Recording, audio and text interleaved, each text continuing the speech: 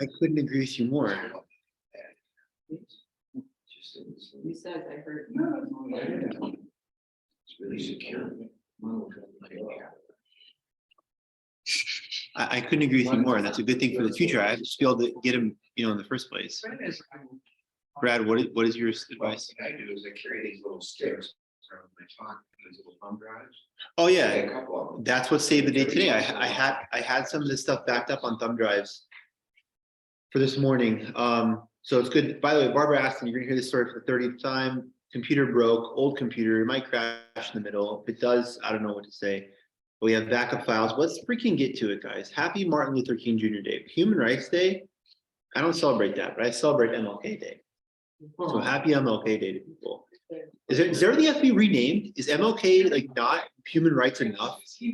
He's not politically correct now. It's like, is nothing ever like, you know what I mean? Next it's gonna be like, no, human rights is not enough. Next thing, like alive things are rights day. Then sentient being, and then it's like, well, yeah, but my Sentient beings, right? my gardener has plants and they complain. So it's all beings day. Yeah, it's like, just come on, Peter guys. Singer. Who did what? Peter Singer, Who's Peter Singer? atheist ethicist. Is he the one that says it's not immoral to kill humans? Correct, he based morality of doing harm is whether the thing feels or not on the essence.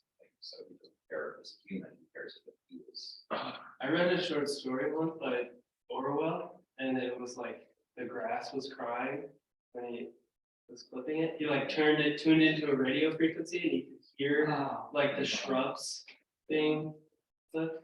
I don't know. It's probably not worth reading, but it's a funny story. That might have been some other. He was hearing something. Okay, guys, this class so welcome to logic class number 2, maple syrup history episode number 38. Dave Schmidt is crushing with the green kind of like sweater. It's really good. This was a gift, thank you. From your wife? No, From who? from my daughter-in-law son. My son, this is like his, she bought this for him. But This story's already So I scored. this is already getting tedious. Never mind. I'm sorry I complimented you. His middle name is, what did you want? Oh no, continue actually, yeah. No, now I'm back interested. I'm gonna tell you. Okay, I deserve that. We're starting, it's a very cool sweater, very good color, looks very nice. This first 3 classes are super foundational. Like I said, we covered logic 1 last class. And I decided that logic fundamentals part number 1, I decided that at the end of this week, which means Wednesday, which means our next class, that is when I'll have the little cheat sheets printed out for you, because really it sounds awkward and dumb to say, especially proportionally speaking, percentage wise, because our first 3 classes are something like what, 7% of the whole semester, and there's 93% left, but those are kind of the 2 halves. These first 3 classes are the first half, with the first 7%, with the first part, the first section, where we just define a lot of terms and hammer them out. And at the close of that, I'm going to have printed little sheets. I'm actually most excited to have them for myself, which we will have to hold on to, kind of like the way those guys who are super conservative will have like a pocketbook constitution. You've heard of this, right? I go to my rally and like, when I fight with liberals, I pull out my constitution and say, well, actually, according to, and I read verbatim, almost kind of a sola scriptura type attitude towards the Constitution, right? And I've got a hyper originalism, and I have my little pocketbook. I want to have like a little pocketbooks of logic that we can just have in our hand, like apply to the text we'll read. And starting next class, and for the rest of the semester, for the remainder, we're going to be looking at textual analytical examples, beginning with something I've called, right, logic from the beginning of time, Genesis through different authors, a lot on Aquinas up to Chesterton, and in fact, an author that Ryan and I both appreciate very much, David Foster Wallace. At the end of the semester, and I even said that we're going to have a class on Mike Leach, the late Mike Leach, may his soul rest in heaven, and kind of the logic or non-logic of some of the quotes that he became famous for. Okay, so you what? Sorry, it's going to be awesome. I think it's going to be a lot of fun. Yeah. Very much. Okay, so but today's class and the next class, and not only because today is MLK Day and let's get out of here early or something. No, I'm a big believer in every course that I do, in every part of my life, really. Let's get the job done and be out of here. And that might sound to fly in the face of how much I love nonsense and rabbit holes. Okay, allow me that one thing. But I do like to go off into like huge tangents. But beside that, when we get done with the work itself, it's not like, well, we have X amount of time. Let's just, I don't know, let's get it done. Last class was great. Betsy's presence is missed today. She did an awesome job with her various contributions last class. Let's get this thing done and then be done. Okay. So, unclear expression. What is ambiguity?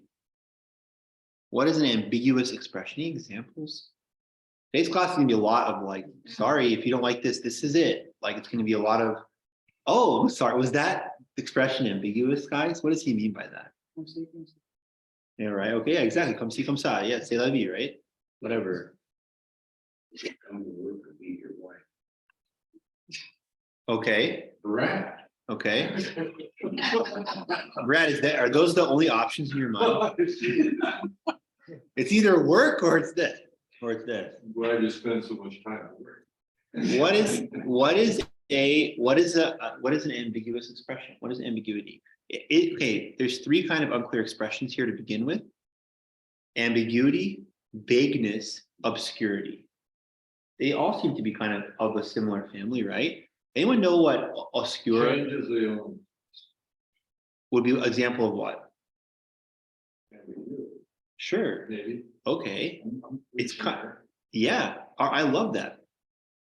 The only thing certain is that things change. Change is the only constant.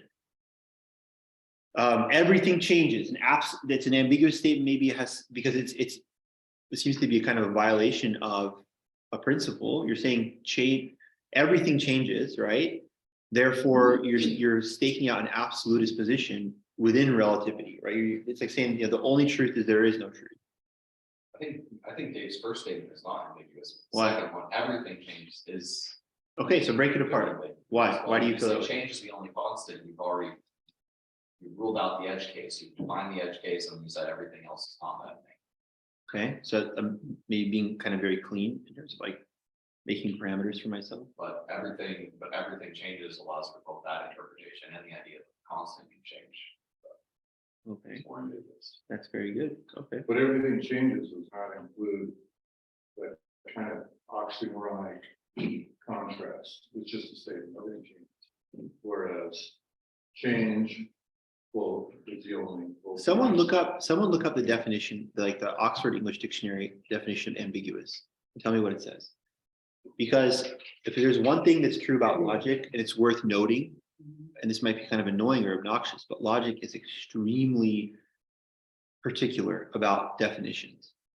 Which is no, it's good, but like it's right. I mean, This is like, I think, kind of what we're talking about these days, that like you can define your term in two ways and you're using, it's an abuse of logic to do that. yeah, and it's Whenever you switch midstream in your argument. Whenever you equate any syllogism needs three terms. And I think if it has more than three terms, it breaks. It's no longer a valid three-part syllogism. Okay.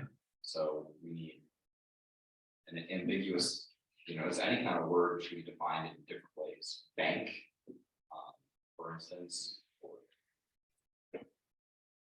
all sorts of words that we use as a verb and a noun. There's all sorts of ways you can create logic using that kind of thing. Hold fast on something like this.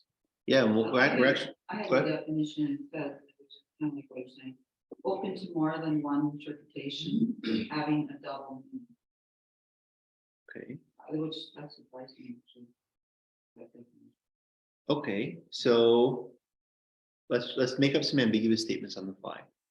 Things that are open to interpretation and have a double meaning. What is any? Again, I'm. This actually is the bread and butter, the meat and potatoes, whatever your favorite colloquial expression of the entire course. Can we think logically? And there's that old saying, right? Keep your friends close, your enemies closer. The enemy of all logic is logical fallacies. So can we step into the shoes of fallacious arguments and make them ourselves so as to recognize them and avoid them? So someone, let's go ahead. I was just gonna say, I should probably add this to unclear or inexact, because the choice between alternatives has not been made. Okay. So let's do some examples. What are some ambiguous words? What might be some ambiguous statements? Anyone have any? fishing by the bank. Very good. Yeah, very, very good. That is great. So Call me a taxi. sorry, Call me a taxi. right, right. So let's break those two apart for a second. I went fishing by the bank. Of course, I am from Manhattan. So what I think he means is there's a koi pond in Rockefeller Plaza, and he went fishing by Chase Manhattan Bank. That's what I take by that statement. I went fishing by the bank. And it's a joke and it's kind of whimsical and cute. And look, let's like mess with some forests. We're gonna walk down and fish by the bank. No, you moron. All of us in America, 95% rural people, mean fishing by the bank of the river, right? Well, that's obviously what it means, ambiguous statement. Call me a taxi. Okay, Mr. Taxi. No, you dumbass. I meant call me a taxi. Have a taxi come for me. Hail me a cab, right? That's freaking awesome. I'm starting to get so pumped. Like this is what the class is about. All hail, Lord Cab. There you go. I'm still ambiguous. No, I mean bring the taxi in here. And maybe, I don't know, like. That was Henry Catalog's nickname. We call him Cat. I have an ambiguous joke for you. Is Guido a bad word? I don't think so. I don't think Guido has yet made over the line of like, how dare you, right? Yeah. I think I told you this joke. Why are all Guidos called Tony? Because when they got on the boat, they stamped 2NY on their foreheads. That's kind of ambiguous. Like, do you mean to New York directionally speaking, or are they just like every guy's named Tony? It's kind of ambiguous. It can have a double meaning. Dave Schmidt he didn't like that joke. Dave Schmidt is closet Italian. Yeah, He's because, offended. it's fine. Fine seems to be a very backhanded. It's not, well, you have such good. I usually have pretty good but jokes. This one wasn't quite as. I'm not gonna lie, when I heard this joke, I barely laughed for 2 minutes. I just imagine the guy just getting in line, just boom, boom, boom, just assembly line style. I'm like, this, the joke is funny because it's so freaking dumb. And then like, okay, we put these 30 guys on a boat to Ellis Island. We can't, that's the ambiguity for me there. We can't assume the captain has the papers, the orders to go, every single guy has to have 2NY on his head. Just making sure everyone's going to the same spot. Like we need that? I don't know. That doesn't seem to me. Okay, now, how about let's talk about our next fallacy. And these are, again, guys, I swear, God bless Father Chase. I would always say that disconnected from whatever, but I will say this, God bless Father Chase relative to this. Like I said, again, this course, he suggested this. Normally, him and I couldn't work with and for a better guy. Him and I usually brainstorm stuff together, but these courses usually just like whatever is my fancy, like literally whatever I want to do. In this course, he was like, in his awesome way of pastoring the parish, just like very gently, like, hey, what do you think if we do this? I can tell you really wanted this course. I'm like, okay, whatever you want to do, of course. I am so glad because I never on my own would have arrived at this. I'd be probably doing a course like on the 1990s now or something like that. I actually probably wanted like a decade course where we spend the whole semester doing a decade of events and extrapolate out and et cetera, et cetera, et cetera. I've loved that since doing this course, it's really helped my own on the fly plumber's logic. Remember, I think from last class, kind of common sense, logical thinking. Remember 2 things today, ready? 2 big takeaways today. Logic is very, very big on precise meaning. Like we said, that was number 1. And number 2, often the precise meanings are very close to indistinguishable from one another. Like we talked about the law of excluded middle. Remember the law of excluded middle and then the law of non-contradiction? They're very, very similar. So ambiguity, vagueness, and obscurity all seem to be kind of very, very similar. They're not exactly the same thing. I love your example about fishing by the bank and calling me a taxi. That was wonderful. Much better than my example. And before we talk about vagueness, I'm just going to define now. Vagueness is one of those like kind of obvious tautological definitions of the thing that is vague is vague. Everyone knows what vague means. It's not clear. It's hazy. It's almost like not enough information to understand what is really being said. And often, please note this: why do vague expressions often pass the buck for us? They pass we rubber stamp them. They pass our kind of BS detector. Trish makes a vague statement to me. I know what you mean. Moving on. I don't challenge you on it. What do you really mean? Why do vague expressions often pass the the smell test, whatever you want to call it. We assume their veracity, that they're true, even if we ourselves know we do not have enough information. Why is that? If they're not immediately false. Not immediately false and often culturally conditioned. A lot of vague statements are often like, we've just heard them before. I'll give you example number 2. Bald men are very attractive. That's a very vague statement. I have heard a lot of women say that, especially like in sitcoms. You know, oh, I love bald guys. It's like, that's a super vague statement.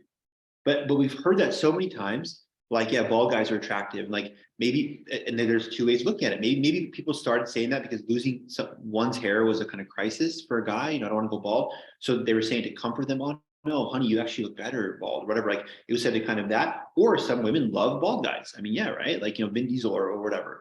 But that's a vague statement. According to what? How are bald men attractive? What do you mean by attractive? Vis-a-vis who? Like how much hair? Like, but how many people have heard that statement?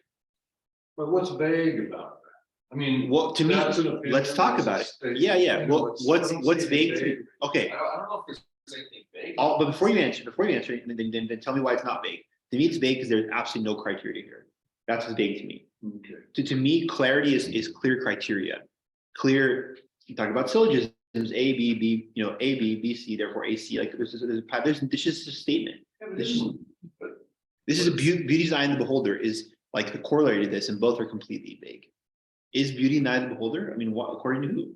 Like then you have to, then you're going back down the rabbit hole. You have to accept relativity and that the opinion, there is no absolute truth. It is whatever you want. Well, then I guess beauty is relative. But I actually am a rock ribbed absolutist, so I don't think beauty is in the eye of the beholder. Tell me why you think it's vague.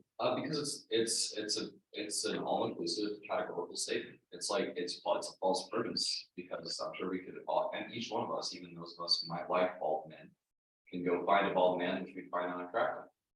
So if you say it's a good, so it's like saying all dogs are red. There's nothing vague about that. But see this, but this is why I would say that maybe it adds to the vagueness. Clay talked about this earlier, about 39 seconds ago. I don't know that it's a category because it's not saying all. It's not saying all bald men are attractive. It's not saying many bald men are attractive. The majority is saying just bald men are attractive. So I can reverse it on you, and we're stuck in this vague push and pull. I think you're absolutely right.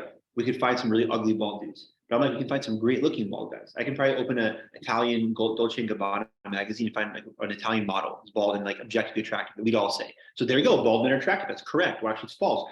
Well, if it's false and correct, it seems like it's vague. I think so. No, why am I wrong? Why am I? Here's vague, close to home, God is love.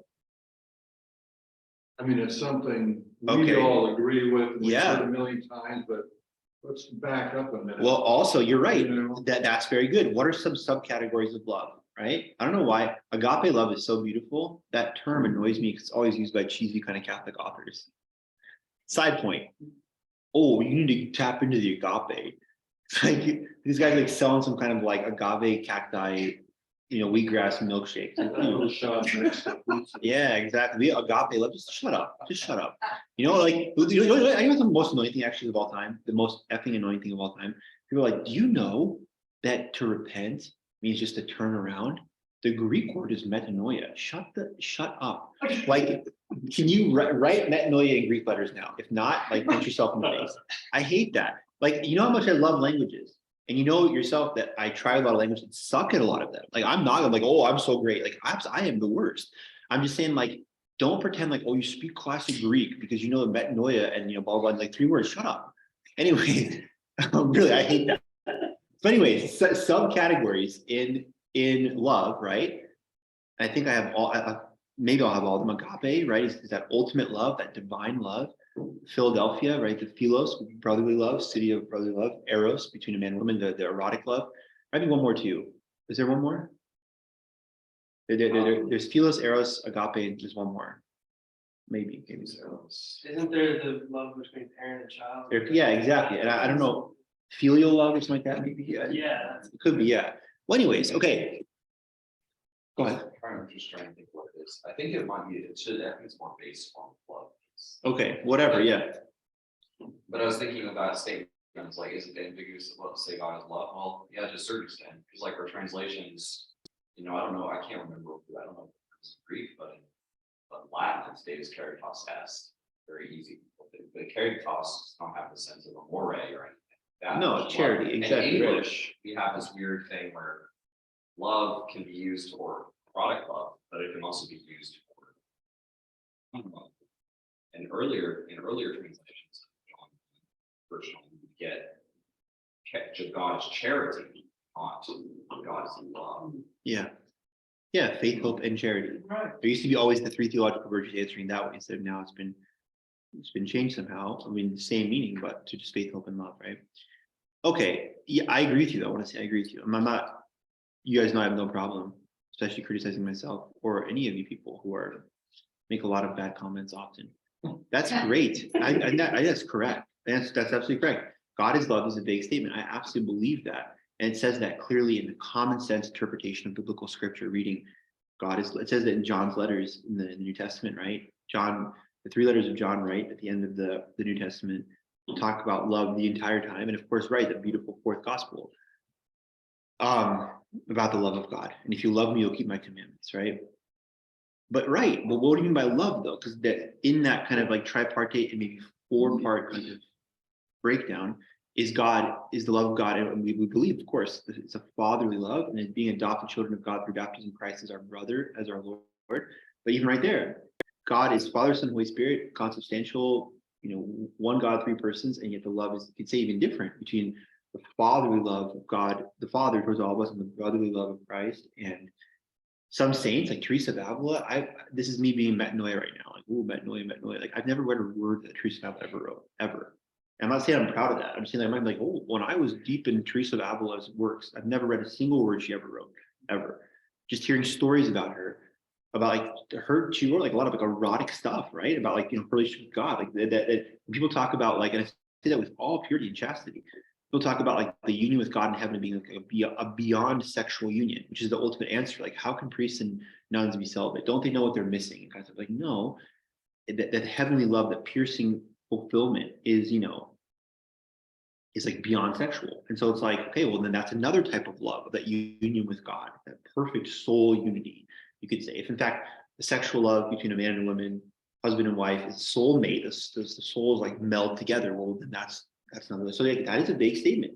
What do you mean? What kind of love? And God, in fact, being perfect demonstrates all types of love, right? Well, and even further, to me anyway, of the three words, God is love, two of them are vague. We don't know what God is either. It's like saying to a blind person, green is blue. Might as well slowly say is. How do I make sense of either? Yeah, what is it? Bring in Bill Clinton. What does is mean? What is the definition of is? Right. So he said in the Montezuma trial, what is the definition? No, his lawyer did, I guess. By the way, Ryan Alexander represented him, right? He was part of that team in the Monaco, and he's told me a lot of stuff about the case that I can never ever. Okay, well, an average 20-year-old is ready to get stuff done. That sounds pretty vague. How about woe is me? I am too old for a happy life. I don't know, right? Woe is me. Will say I agree with Joseph Piper. He's a great philosopher, who wrote an awesome book, by the way. FYI, read this. Awesome. It's about the import of leisure for the Christian life. It's awesome. Leisure is the basis of culture. Thank you. It's a very thin volume. In fact, there's 2 volumes in there. Leisure, at least the book I have. Leisure is the basis of culture, and then the second one is a similar one. Just again, we can't go too far down the rabbit hole as I am wont to do, but it's just a book reclaiming the idea of like the Sunday rest, and that no, it's not a badge of honor. If I work 24/7, I'm in the office every day. Well, I put in 20 hours, 6 days a week, Sunday just 10, but I'm still grinding. No, it's bad. That's bad. Leisure is an important part of, again, I'm being so metanoia. Please punch me after class. But otium liberale in Latin, like the idea of like the living leisure in a proper sense, Piper talks about in that book, meaning not just watching Netflix and football, but like learning a language or reading philosophy or whatever, like dedicating the Sunday rest to intellectual pursuits and things which perhaps if I am a blue collar worker, I cannot do during the week. I'm running around all the police, as a plumber. Joseph, Piper, you might see it spelled Joseph, Joseph. and it's spelled Pieper. He's also the guy that the Pied Piper story is based on. Is he the same guy? Mine also wrote little biography on Linus.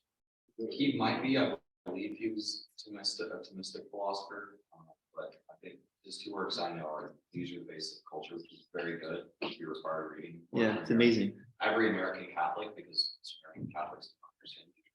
And he also wrote a book called The Philosophical Act, which is Well, then I read both. That was it. anti-modern. Thank you so much for helping me out. You're a lifesaver. The Philosophical Act and the version that I have is the second part, because both of them are like 70, they're almost like extended essays, like 80 pages long only. Yeah, exactly. So that second, the Philosophical Act and Leisure are 2 in 1. This edition I got that's put out by some Catholic press, Angelico, I don't know, whatever. Mays wrote. Yeah, I'm just making that up. But like, there's a new version of it. You don't have to go hunting for an old copy, because he wrote this probably in the 40s, 50s, maybe. It's what's been a while. 1945. Right. So just at the beginning of this, I'm not saying this sarcastically, this new world order, I mean, post World War II. That's the same year Churchill's Iron Curtain speech, all that. So it's like, it's been in the pipeline for a while now. And what more might he say now as our pace has increased to a breakneck speed with the internet and all that kind of stuff. Remember one of the after, yes, hopefully not too off track, some of the aftermath of World War II is to say, well, if we just throw away if we don't love our nation, spiritual values too much, then we can't do anything to people. So we need to refocus just towards money, earning. Then we won't ever do something bad like the Holocaust again. Yeah, right, exactly. So he's writing against that kind of mentality. Exactly. If we kill the human being and become worker beings and change our nature, maybe we can change that part of our nature. Exactly. Yeah. So Remove the passion from the person. Exactly. They won't have the capacity. that's brilliant. If anyone didn't hear that on remove the passion from the person and have the capacity to evil, quote Clayton Zimmerman. Again? Remove the passion from the person and they will not have the capacity to do evil. Clayton Zimmerman. Goodquotes.com. He's a good philosopher. Jewish philosopher. I don't know. I heard he did a yeah, exactly. I heard he did an interview and they had him do like a genetic test and it came out that he was everything. Everything. He was scandalous. The ultimate bagel. Yeah, he just was like, he was every other, he was 1024th Ethiopian. It was crazy. Wow. Yeah. Okay, but yeah, that's exactly right. What they were both saying, like, but what do you lose in that process? All of these movies, right? And Take Soma and whatever, the Equilibrium is actually one of these creepy movies where everyone gets their blank drug that knocks them out, which is that supposed to represent marijuana, whatever. But it's like, hey, you know what? People are kind of bad. We don't really want you involved in politics. Why don't you smoke weed in your basement all day? Okay, well, that's an option. But what happens if you smoke weed all day in the basement, don't do anything? Like, does society fall apart after that? Maybe, probably. If everyone just was token 24/7, like maybe the marijuana people aren't wrong with their ads of like, this is the life, man, pursue your passion, like maybe they're right. Like everyone's more happy, but nothing gets done. Everything falls into complete chaos, anarchy. Maybe we get something that's 1,000 Holocaust that come out of it. I don't know. So it's like, yeah. Anyway, Reed Piper. Okay, really quickly. By the way, my last point on criticizing the metanoia paradigm of using Greek words, not speaking Greek, my hope is the positive hope that someone be like, oh, I do that. I'm actually going to learn Greek, and that'd be very cool. And then they could still do all this and metanoia and sarx, the gnaw and chew, the true flesh of our Lord in John 6. They could have all those cool Catholic points, but also speak Greek, and it'd be very cool. That would be my hope, that I would shame someone and be like, I'm actually going to learn this language. I don't know. Anyways, that's the last time I'll make that comment. Ambiguity, vagueness, finally obscurity. Something is obscuro means dark. Okay, so to obscure something doesn't mean just that I don't get it, or it's not even like, again, vagueness, I would say is more hazy and more kind of like pixelated. Obscurity means like it's just kind of covered up, like it's a hidden meaning. It's an unnecessary, cloaking. I could remove the cloak or turn the light on. Let's stay, analogically correct. If it's So a there's dark, an element of intentionality. intentional Obscurity darkness, yeah, kind of. That is not in vagueness. Because vagueness and obscurity seem to be. Yeah, almost exactly. They different. do, and that's why I remember the 2 rules that I talked about today. Yeah. And I'll probably forget these later, but 2 rules: definitions matter, and definitions almost seem often interchangeable. Right. And by the way, here's a 3rd rule. Here's my 3rd rule. The plumber, Dr. Xavier Big Teddy, remember our character of this class. I couldn't care less. I'm not interested when you leave this class that you know the difference between ambiguity, vagueness, and obscurity. I would love for you to remember. I remember the great comment Ryan Alexander made about fishing by the bank. and that it was a double meaning of a financial institution or, you know, the side of a river.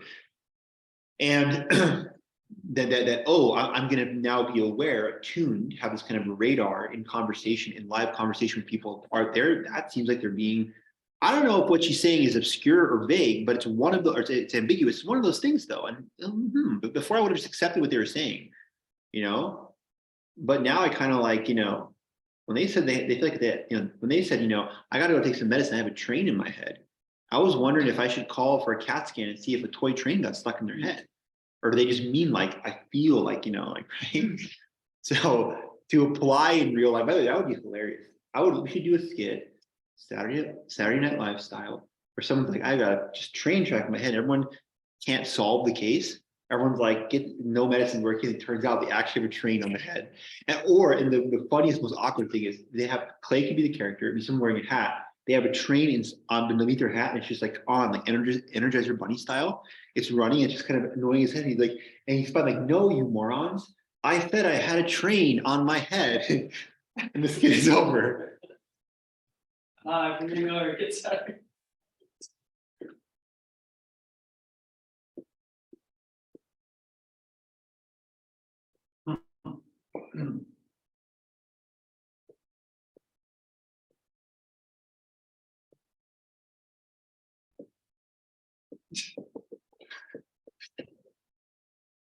This is okay. Is that the age? We will perform this.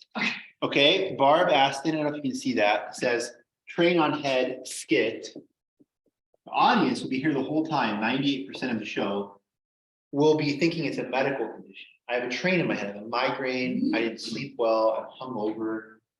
It'll be revealed at the end. And we can call it Clayton Zimmerman's very literal afternoon. We will record this year. Mark my words. Mark my words. Take it to the bank. Guarantee, Brad King. You can take out stock options on this certainty. We will record this semester once we ascertain the proper camera from someone. It has to be done with a good camera, not some kind of phone. We will do this skit, Clayton Zimmerman's and actually he'd be like Alexander's very bad, no good, horrible day. Clayton Zimmerman's very literal. I'm being serious. I'm not joking. Literal afternoon. Please, Kit, would you be up for it? Would you be up for it? Yeah. let's do it. And I would love to piss people off. Like we'll do really good acting. We'll try to act it very well. Maybe some of us, maybe you have like Gregory Peck, you know, talent as an actor. You never tapped it. You guys, old Hollywood actor. You know, okay, well, you know who Harrison Ford is, obviously, right? Yeah. Okay, Harrison Ford, I think, if I'm not mistaken, was like a woodworker till he was 30. Harrison Ford did not study at Juilliard or some dumb pretend. Yeah, did he build houses? He did something. He was a contractor, woodworker, carpenter, something like that. But he just, oh, Clay does something like that. Clay's not 30. Clay, therefore, logically is Harrison Ford. This class called Logic. Clay is Harrison Ford. That's what that syllogism leads to. Harrison Ford built houses before becoming an actor. And before he was 30 years old. Clay Zimmerman builds houses, does woodworking, is not 30. Therefore, Clay is the Harrison Ford of this generation. I would love to piss off the audience and have them be sitting there and Clay's like complaining about his headache and we bring him and the skit, we just bring him a bunch of stuff, right? Bring him Excedrin, whatever, have like an absurd kind of like I don't know, Monty Python, like it's like a back rub, everyone's trying, and at the end he finally takes off his hat and there's Thomas the Train like spinning on his head and someone just comes and removes it, throws it in the garbage, and that skit ends. And he's like, thank you, now I have relief. Clay Zimmerman's very literal afternoon. Obscure statements. Everything counts. You are always right to some extent. Yes, there is certainly something there. That's the best one. Yes, there is certainly something there. I know there's something, I mean, like psychologically, something stuck in the drain, the toilet, the bathtub.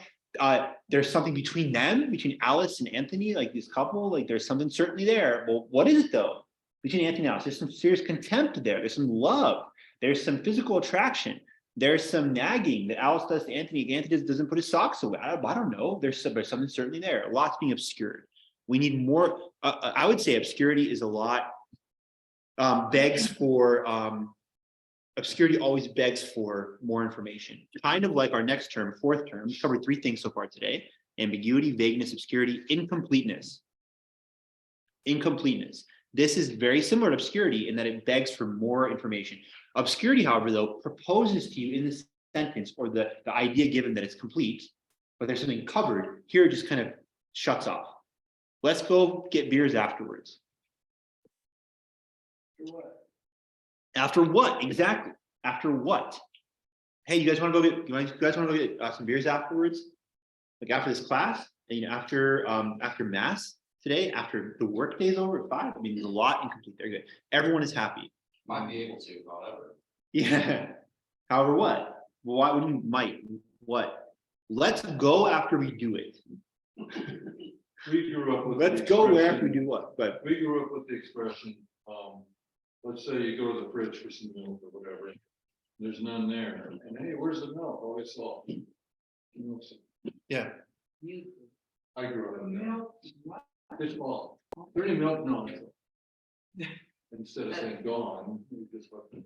Yeah, and so Dave, the way that you connected this segue to the next term is freaking unbelievable. I'm in awe because that is a both a complete expression and our 5th point today, an idiosyncratic one. Idiosyncrasy, right? You have to be some like dairy farmer from North Dakota to understand what he's talking about. Right? You have to, and maybe not even that, a German heritage one, or the last name actually Schmidt, maybe it's just particular to his family. I'll give you a stupid idiosyncratic example from my life. And I've caught myself doing this, and people, again, just whatever reason, because they probably don't pay attention, just let me do it. Like, well, no, what are you talking about? So my friend and I, a guy named Eric Matula, shout out to Eric Matula. Him and I were baseball teammates. He was the best man at my wedding, very good friend. I wasn't the best man at his wedding, though, because he got married like a private ceremony somewhere. I think elope style, like a legend, for real. I think I'm serious. So anyways, this guy, him and I, to this day still, even though we live thousands of miles apart, very close, like a brother to me, one of those people. In college, we were like insanely close, like just stupid close, every single day hanging out. And both of us have a very similar kind of sarcastic, everything's a joke. We're watching a New York Yankees game, and there's a player then, this is like 2007, named Jabba Chamberlain. You can look him up, Joba Chamberlain, Jabba Chamberlain. And whatever reason, we decided from that point on, like swore, and I'm purposely being stupidly embellishing this. Yeah, we swore a blood pact, but we were actually serious. Like, hey, look, both of us are equally good at trolling. Like, we never know what. From now on, if one of us says Java, because the guy was pitching, Java Chamberlain, you have to say the truth. And so that became a thing for us going forward. Like, if you like, hey, this happened, Java, like, are you mean for real? I've said in conversations before to people like randomly. So yeah, I was going down and thinking Java. I'm not joking. I was like, just continue on. They're not like, what the hell are you talking about? What is Java? I think I even like, and it's one thing if I just say, I was walking downtown in Java, guys, like this thing happened here. I've actually like, I think at one point said to some random person, like, yeah, it happened. I'm being totally Java. They didn't even tell me on it. Like, That must be some kind of region. that must be such a, yeah, some weird thing, some kind of weird. How many people said that? I want to say that's like Pennsylvania. Yeah, exactly, and it's not though. Exactly, you would assume there is. First of all, in northeastern Pennsylvania, Toiletsville. Exactly. I told a guy that I'm from Toiletsville, Pennsylvania. He was like, "Okay, is that really the name?" I guess people will believe whatever you say. But in northeastern Pennsylvania, there's a saying that's kind of like, "Isn't that right, guys?" And it's more closer to "Hey now." It's just "Hey now." Hey now. They're like "Hey now." Hey now, so freaking disgusting. Hey now. So yeah, the farmers market, they got some pretty good products, hey now. Just like that. And it's like that's a real kind of idiosyncratic, the milk is all expression, but the milk is all, if that really is just a Schmidt family thing or very local, it's more like my Java. That's very, very idiosyncratic. It's disgusting. But like disgusting as a general rule, it's so illogical. And yet idiosyncratic expressions can work in context. For my friend Eric and I, it was a lifesaver because everything we were saying was a joke always, and both of us were men of honor with this. We decided, again, this is so disgustingly, and oh wow, so honorable. But both of us actually, like, we kept to this. Like we were like, look, Java dude, for real, like this guy, this year what happened to this guy, or this guy did this, Java, like it was a good code. Now, but idiosyncratic expressions can also not be so deeply coded. They can be like this. Well, I don't know what you mean by courage, right? kind of qualifying the word courage. Like, what is courage and how is courage defined it by local custom? Is there an absolute definition? It can have an idiosyncratic kind of fracturing. I would say idiosyncrasy is always fracturing, is always devolution, is always breaking down to a point where you lose the social currency necessary of words and language to make sense. Barb, it's pretty cold this time of year. I'm gonna go get a coat. It's pretty like solid. Like, it's pretty cold this time of year. Yeah, we're all here on the Palouse. It's January. I know what you mean by that. It's pretty like, and it's not a good example for this fallacy, but what I'm saying is it's general enough. Idiosyncratic expressions, you don't have to go as far down as Java or the milk is all, but become so particular to a certain group, they lose their general appeal, right? Like jargon. I literally, Technical jargon. okay, I would turn the computer on, but I'm afraid my computer's gonna break. I literally write here jargon. Like, I literally have that word there. Thank you. Like, yeah, I mean, it's like, it's exactly it. And this is exactly the problem in academia. Is it the same in the jurisprudential sciences? I'm sure lawyers like jargon, right? Yes or no? Or are you taught to avoid that? I think most legal jargon is, yeah, we're taught to avoid it when communicating with those who aren't legal things, but it doesn't admit much equivocation from, like, they're weird words, like I just learned the word immersement. What does that mean? An immersement is when you hold the sheriff liable for not collecting it. Yeah. You had me at sheriff liable. Specifically the sheriff. You sue the sheriff, so the sheriff is supposed to collect a debt for you. Go to somebody's house, knock on the door and say, I need to collect your money because this guy, you have a judgment against you in court. You can go to the sheriff and the sheriff is supposed to do that, I believe everywhere in the US. Okay, upon your request. Right, he has some kind of legal obligation, and it differs state by state, but in some states, if the sheriff doesn't do that, because it's negligent, you can sue the sheriff and say, okay, now you owe me because you didn't do your job. Cool. It's very cool, yeah. Well, that's like some random word, which you never ever. I've never heard of that word, exactly. So, I was gonna make a joke, but we should continue. because in jargon and some other sciences has some equivocation with with everyday language, but a lot of jargon in the legal world just, it purely exists there. Like, or like liens, I'm gonna put a lien in your house, a lien on your bank account, whatever. That only exists in that context. You don't use it anywhere else. Yeah. But I'd argue that's true with every, or virtually every. I will tell you as a historian, historians are notorious for the grossest jargon. Like, and these are words too that you're right, apply otherwise. Like, contingent is not a word specific to history. But historians love talking about historical contingency. And all they mean is like the things they were not predetermined. The American Civil War wasn't written somewhere in the stars. It was a contingent event. If you go back to the 1850s, it could have happened as it did, but there's also other contingent possibilities. Could have gone, a different way. But they'll talk about historical contingency to the point just using that word over and over. And the worst historical jargon word is agency. By agency, they just mean people doing stuff, right? All of us are agents. We act in our life. We have free will. Oh, what is the agency of the 18th century lowland Carolina planters? You mean like, what do they do in their life? What to say that? Oh, Chesterton actually comments in there, uses that word, the American is a bad agent, or no, excuse me, no, related, not agent, bad actor. That guy's a bad actor. Which we'll talk, say, oh yeah, Fidel Castro, he's a bad actor. Kim Jong-un, he's a bad actor. And Chesterton, what the heck are these Americans going on? What is he like? Can't pick up a play. Exactly. Kim Jong-un was cast as King Lear and it flopped. Bad actor. You're right. I saw him in Death of the Salem. It was awful. Arthur Miller would be embarrassed. He's rolling over in his grave. Yeah, exactly. Time out, guys. Again, I love you all sincerely. This is awesome just being with you. This is great. What I mean is, in addition to that cheesy, like, hey, kumbaya, we're really making great progress. The example you just gave there, both of you talking about this, is exactly what I want this whole course to be, the tools with which we lead. They said Kim Jong-un is a bad actor. In the past, before this class, before thinking about logic, I would have just said, I know what they mean. Maybe it's an ambiguous, vague expression. He's a bad player on the world stage who might press a button, nuke someone. He's a bad guy. He's a dictator, tyrant. But now I think, oh, in Chesterton, that's maybe a fallacious way to explain it, because I think he's not fit for the stage or something. And like, maybe there's a better way of explaining, a clearer way, right? And so I think that the plumber's logic in real life of how that applies. Here's another one that's every day that gets turned into really technical academic jargon, intersection versus intersectionality. Okay, yeah, exactly. Yeah, There's an intersection. over right, there. right. And somehow that turns into, we need to figure out. Yeah. A gay, Oh, woman, yeah. what race you are, et cetera.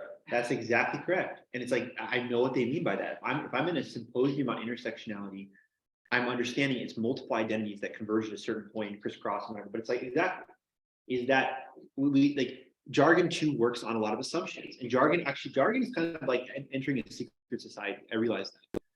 And I'm not saying that positively. Brad, I know you didn't want me to talk.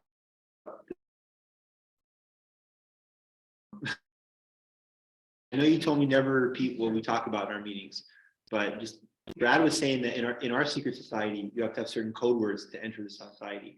And once you learn them, you just know what they mean. According to him, again, I'm sorry I'm saying this out loud, but he was like, you'll know it when you understand the deeper meaning, whatever that means. And that's kind of how jargon is, right? Jargon is a thing in which you're initiated into. Brad and I are not members of secret society, for the record.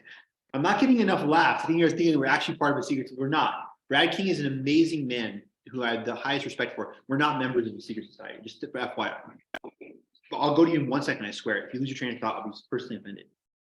Jargon is always like, I didn't know this. I became a history grad student. Oh, agency. And someone explained it to me. Maybe I don't even reflect and commit it to any kind of like intellectual procedural thought of syllogistically or whatever, A plus B equals C, whatever. I just now know that that's what it means that I'm going to use it. I'm going to use intersectionality now because it's cool. It shows that I'm part of this cool club. And that's how it works out in the real world, as you correctly said, in all professions have this. I had a student once respond to an email, an Army guy, 10-4. What does 10-4 mean? Like, I got it? Yes, right there. Exactly. That is exactly that. I knew what he meant. 10-4, righto, Captain, copy ranger. It's like, that's exactly that. It's exactly the jargon that is idiosyncratic. 10-4, you mean it's 350? What is 10-4? That's pimp stuff. So I want to write back. I want to write back just random things to him like 10-4. Okay, 926. 926 to 85 then. Oh, and also 373. I've done not a lot, but once in the greatest while, like the LOL, whatever those are called. Sure. Made some up. Sure. Thrown them in. Exactly. Nobody. LOL. PCQ. Yeah. Right. Exactly. Yeah. And the worst part is our terrible short-circuit attention span youth, millennial, new, what's like lower than Generation Z now, whatever that next generation is. Z people are boomers now. They're the old people now, right? It's like, yeah, it's like you become like, yeah, exactly. No, seriously, that's. what They're Generation Alpha, really? Great. That seems it is it's disgusting.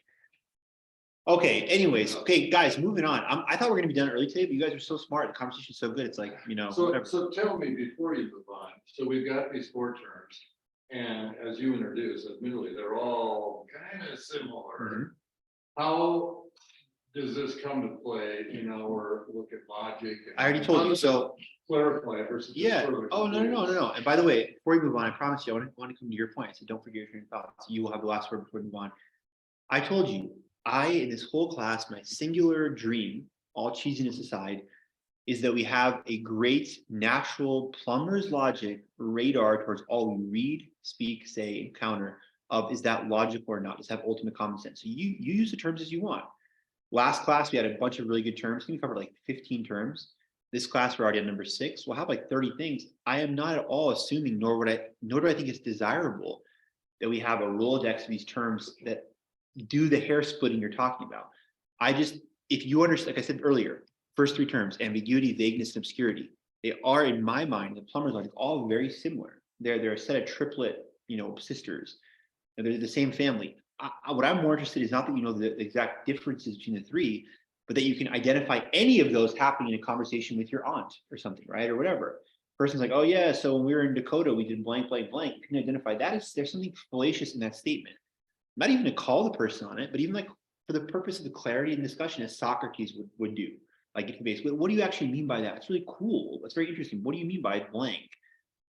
Where in the past, again, pre-thinking of these things, you might have just let it slip and like me saying Java, people that no, don't call me on that. Like, wait, he said Java, I guess it must be some whatever Polish thing or But that we, so. On Wednesday, I'll have the sheet with all the important stuff and the kind of plumber's algorithm as I will have designed it. And probably with tons of limitations, me being so limited, like I'm not a logician, like I said, but a little thing that we can, a card, a constitution we can pull out to look through all of our text. But I'm just, when we read through stuff, when Cicero says, dying for one's country is the most sublime thing or something, right? Is that logical? And what does he mean? And what might be the fallacy? That would be the fun of the course. Right, Alexander, you were so patient. What do you want to say? Oh, the moment. If the moment's over, okay? And it looks like Clay, you want to make your joke? I was gonna say for the jargon, the Catholic understanding of mystery versus everyday understanding of mystery. Sure. Very. Divine mystery of the Holy Trinity versus it's kind of like, penny horrible, whatever they call it, mystery story. Or, it's like something that's a mystery in everyday sense is something we might not ever find out. And while that's kind of the sense of the Catholic meaning, it's also, that's something you're supposed to wonder at and love and think contemplate. and contemplate, Yeah. even though you'll never find it out. On other things that are a mystery in everyday Or- sense, you're just supposed to decide. Exactly, it's an uncrackable thing. But Dave Schmidt's earlier point kind of applies here perhaps on, the seeing God face to face. God tells Moses, right, you won't see my back. And the heart of Christ's revelation is that he's one with the Father. He's seen the Father's face. Lord, when will you show us the Father? If you've seen me, you've seen the Father. In fact, Cardinal Ratzinger, he might have started writing this book when he was still cardinal and not before he became Pope Benedict XVI, but he talks about his wonderful book, Jesus of Nazareth. If you ever read that book, very, very good book. And he says that's the key to the understanding Jesus, is this kind of avoiding this kind of disgusting modernist, like the historical Jesus first one of faith. No, like Christ is Lord. The history supports the divine reality, and in his hypostatic union, right, his divine and human natures united in one person. That is the key. Why should we follow Jesus? Imagine I'm some kind of atheist guy from downtown, or a Buddhist Tibetan monk, whoever I am, because Christ alone, of all of the prophets, blah, blah, blah, is one who not only is the true prophet, he's also God himself. He's seen the Father face to face. He actually reveals the ultimate reality. He is the breaker of all mysteries. What we can read in the Gospels, we can take that it's from the source himself, right? Because he's seen the Father face to face. He speaks for the Father. And that divine mystery, we not only contemplate and behold, but hope to one day attain in heaven. See, that is what the beatific vision is supposed to be about, right? The eternal beholding of God face to face, the end of mystery, the revelation of how the Trinity works. The Catechism says the Holy Trinity is the central mystery of the Christian faith, as the resurrection is the crowning truth. Central mystery to contemplate, to behold, to be filled by sublime light, but never understand this side of the grave, right? Just hope for that ultimate revelation, eye is not seen, ear is not heard, as Dave Schmidt earlier hinted at. Clay, Joe? Not really a joke, kind of funny observation that within carpentry, probably other trades, the words exact, dead on, and tits are all. Really? Nice. It's like tits on a boar hog. And like, it's probably not the same way that it's defined in the carpentry business, right? In multiple meanings. And how is that last one? What, like, I don't know. I want this measured tits. They would say that, something like that, like exactly. If somebody cut you for cut it to the exact 32nd of an inch, you'd say that's. Wow. Okay, so that's perfect. You want to hear that often. Yes, Okay. as many times as you can on the job site. Wow. Yeah. I mean, that's a great example. That's a great example. And it's like, yeah, right. And what's hilarious too is like someone like walking by here and they're like, oh, these guys, there's some rough language, blah, blah. I'm not saying it doesn't have the root in that. But I'm just saying that it's like, no, they're actually, that's actually good. If I'm the owner of this house, I talk about double meanings. I like, how dare you, how dare you, how dare you? I hear this vulgar language around my house all the time. But in fact, I might be They're building a perfect house for you. wall. Exactly. The double meaning. I am offended by hearing that language in my house, perhaps, and at the same time, I'm glad that keeps redounding about my house. That means everything is down to the last centimeter. Freaking perfect. Great job. And I spent 25 years in human resource profession, and we advise employees to never go there. Like, I can imagine, yeah, one of these like slides that you have to do. So when can I say this? Never. You can't say that. So What did our Lord do? Did he do carpentry first and then get into human resources, or human Well, resources? Good plan, good plan. what would this class be without you? No. Fishing is part of He it. worked for carpentry first. Yeah, he was in recruiting.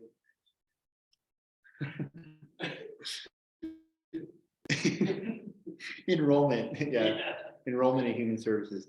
Okay, number 6. I'm gonna review all later, but emotivism, emotive words. Get lost. Get out of my face, right? That's all like, she broke my heart. All insults and racial jokes, which we will not be making on the stream, have kind of emotive words, right? Like again, that Irish joke. Where did the Irish family go? Which I guess I'm going to do that right now. So I said I wasn't going to do it. Where did the Irish family go on vacation? To another bar, right? Is loaded with emotion, right? Like, I think Irish people are all drunk, so I'm gonna I want to turn the screw on the Irish. How do you get a one-armed Pollock out of a tree? You wave to him. Like, Poles are so dumb. Like,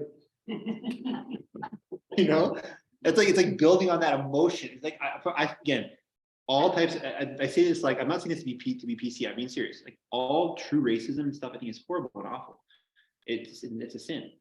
Cardinal Blaise Supich, who God bless him, you won't hear me often quoting Cardinal Supich, unlike Ron Alexander. Cardinal Supich, I would say with all humility, God bless his excellency. He's not my favorite of the prelates, just with respect, his style. But Cardinal Blaise Supich said, he's like, racism is a sin. I agree. Right? To actually be racist,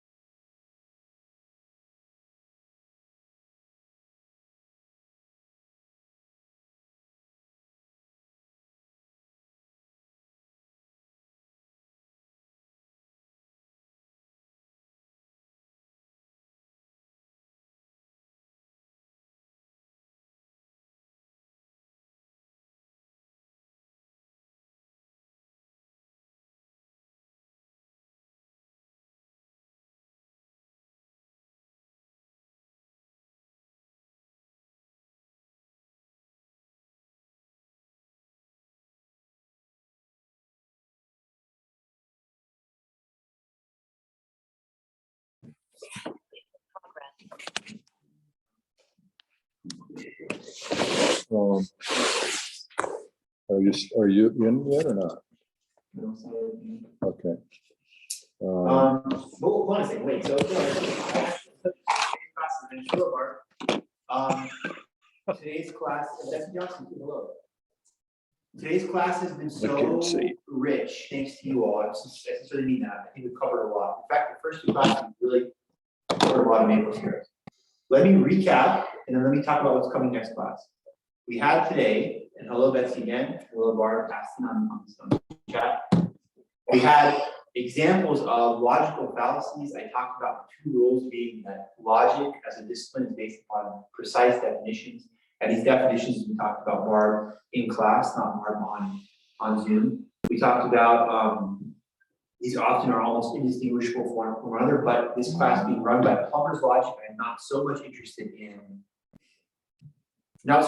identifying the precise fallacy as identifying that there is a fallacy present in that speech. And so we covered again ambiguity, vagueness, obscurity, incompleteness. Let's get Mira's afterwards. Clay said, you know, where? After what? Idiosyncratic or jargon expressions, and finally the motivism of motive words. For that motive, that's number 6, the last thing. A motivism and motive words you really could have a field day with. I mean, our culture is drowning in a motive word. Alistair McIntyre, you ever read After Virtue? Anyone ever read After Virtue? Brief excerpts. Yeah, it's a very dense, kind of really just over the head kind of book. But apparently a very, very important modern philosophical text. And I know that McIntyre, I also read the first 50 pages only, and the rest is so dense. But he criticizes emotivism a lot. He says, writing, I think McIntyre's book was 1981. He's like, already then people are just drowning in emotional appeals. And it's just, please stop. Like forsaking any kind of factual analysis, pretending they can't even get the factors. I feel this, I believe, whatever. It's old. You know, Brown v. Board of Education, I think I've mentioned this before. One of the first damage that the court lists when talking about the effects of educational segregation is the feelings of insuperiority it generates. That's Okay. the first harm. And that's a great, that's a great example. And that might That's be 53, 54. Did you say 54. insuperiority? It's the feelings of insecurity that educational segregation generated. That was the first problem the Supreme Court was listing. Wait, you mean inferiority? Inferiority. The feelings of inferiority. Thank you. Sorry, excuse me. Yeah, I misspoke. Yeah, yes, the feelings of inferiority it generates from Black students was the problem. Oh, you're back. As opposed to it's just plain wrong. Yes, yeah, it's close to just plain wrong, or there's, you know, the material consequences. It's the feelings are the first problem. So it was already this one. Okay. Yeah. Yeah. Yeah.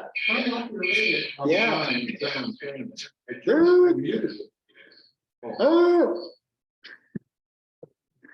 It's legit. I can't resist that. I can't resist that.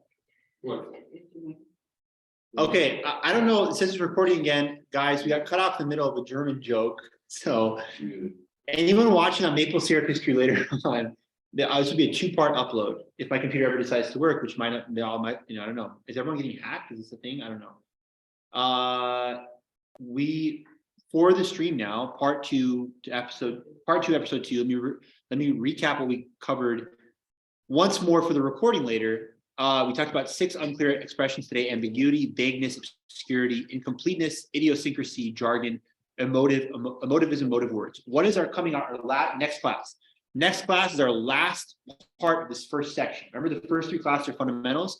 We will cover the meaning of meaning. We'll cover the 3 purposes of language, which are information, expression, and direction. Very interesting. We'll talk about the difference between a tautology and a contradiction. We'll talk about a priori and a posteriori arguments, depending upon necessity or the necessity of or not of empirical evidence. Circular arguments, what a definition needs to be a good definition, and a kind of spoiler looking ahead, it cannot be too broad nor too narrow. Talk about other fallacies like italicized fallacies, slippery slope arguments, false dichotomies, straw man, red herring, vision, etc.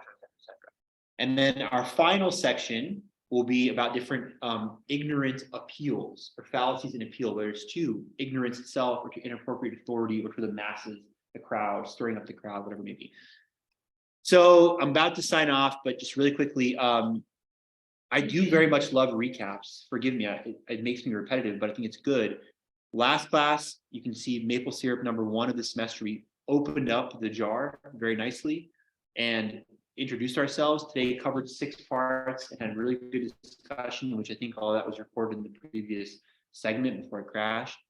Next Wednesday will be very, very intense because we'll kind of go through in almost like rapid fire fashion, like 30 or so more of these fallacies. On Wednesday too, for anyone who's coming late or who's just got on the stream now, and again, welcome Betsy. I didn't see you earlier, maybe you were on still, so forgive me if you've heard this, but on Wednesday I'll have like a little sheet which I compare to having like a pocket constitution by which we can have out when we're reading our texts. And again, you can be like, that sounds so cheesy, I'm not gonna do that, fine. But I will have like a recap, a mini recap, this first 3 classes of things to consider. And once more, as I sign off, remember, we're all gaining towards, and when we get into our textual analysis, of having the ability to read stuff and just, right, by reaction, like this makes sense or it doesn't make sense, et cetera, have that kind of natural siphoning, process. Will you send that as an attachment? Yes, Barbara, I will be happy to, 100%. Okay, and then the final thing I said too is before the end of the semester, if Clay Zimmerman is willing, we're going to record a short movie called The Very Literal Day of Clayton Zimmerman. Clayton Zimmerman's Very Literal Afternoon, which will be very, very fun. It'll be a production of Logic at the end. But I say this, I didn't even ask him, so I don't know. He might even now too be like, yeah, I'll do it. Be polite. Maybe he just be like straight no. I don't know. I would love to be. Clayton Zimmerman is beloved in the Augustins community. People would love seeing him finally make his silver screen debut. Dave, do you have a question? I have a general announcement for the good of the order. But This Thursday, from 4 o'clock to 6 o'clock, at the old post office building downtown, is the reception for a new art show called The Sum of Our Parts. are you part of it? I'm part of it. That's I got awesome. a few pieces of it, so you're all invited for crackers and cheese or whatever. Dave, that is sick, man. 4 to 6. Yeah, Thank you. yeah, I don't, yeah. Wait, you have to actually go into City Hall? You have to go into City Hall Yeah, it's on to the see the art. third Oh, I'd love to come. 4 to 6 o'clock. That's really 4 cool. to 6, yeah. Great. And you guys will be there to answer questions on We'll be there. floor. It is part of our. Congrats. That's really cool. Yeah, congratulations. That's So, yeah. okay. So everyone who's watching later on, and in fact, I hope I can great plan, Betsy Johnson. Thanks, Betsy. Betsy even gave me an exclamation point. Thank you. Betsy used emotive language to denote enthusiasm. Thank Send you. back a weird. I'll send back a smile. I'm gonna send back a smiley face. I'm gonna send back a smiley face to everyone, to the whole world. Anyone watching this before Thursday, Dave Schmidt, a resident artist in Moscow, is part of the exhibition. He says part of Art Walk from 4 to 6 o'clock in the City Hall. Please go check it out. It's very exciting. I'm serious. Thank you that's very, very exciting. It's just an open call. It's cool. It's impossible for you as an artist to downplay it or overplay it, right? Either you're gonna think it's too great, or you're gonna be, oh, it's no big deal. But like it's objectively awesome. You're Thanks for either sharing that with us. Salvador Dali or who's on the other